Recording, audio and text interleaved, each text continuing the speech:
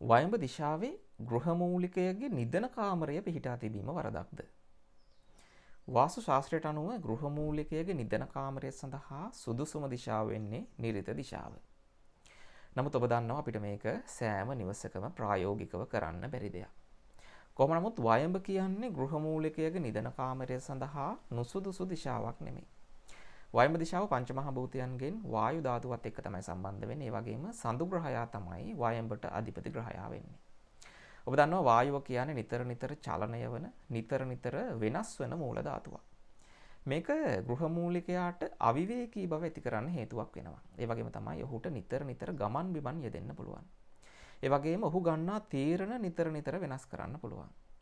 ඒ වගේම තමයි අනෙක් අතට ඔහුගේ සමාජ සමතතාව වැඩි කරන්නත් පුළුවන්. මේවා ඔහුට ඇතැම් විටක යහපත් ආකාරයෙන්ුත් තවත් විටක අයහපත් ආකාරයෙන්ුත් බලපාන්න පුළුවන්. ඔබ වයඹ දිශාවේ තියෙන කාමරයක් ගෘහමූලිකයාගේ නිදන කාමරය ලෙස භාවිතා කරනවා නම් ඔබේ නිවසේ අනිකුත් මූලික වාස්තු දෝෂ නොමැති විය යුතුයි. ඒ වගේම තමයි ඔබේ නිවසේ නිරිත කලාපය ස්ථාවරව සහ බරින් වැඩිවන ආකාරයට නිර්මාණය කරගත යුතුයි. ඒ වගේම ගෘහමූලිකයාගේ නිදන කාමරයේ ඇඳ තබද්දී දකුණු දිශාවට හිස යොමු කරලා නිදාගත හැකි වන පරිදි ඇඳ තබා ගත යුතුයි.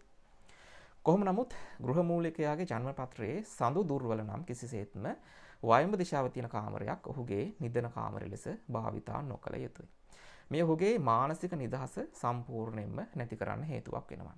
ඒ වගේම තමයි ඔහුට උදරය ආශ්‍රිතව, ඒ වගේම පපුව ආශ්‍රිතව සහ ස්නායු පද්ධතිය ආශ්‍රිතව රෝගාබාධ ඇති කරන්න හේතුවක් වෙනවා.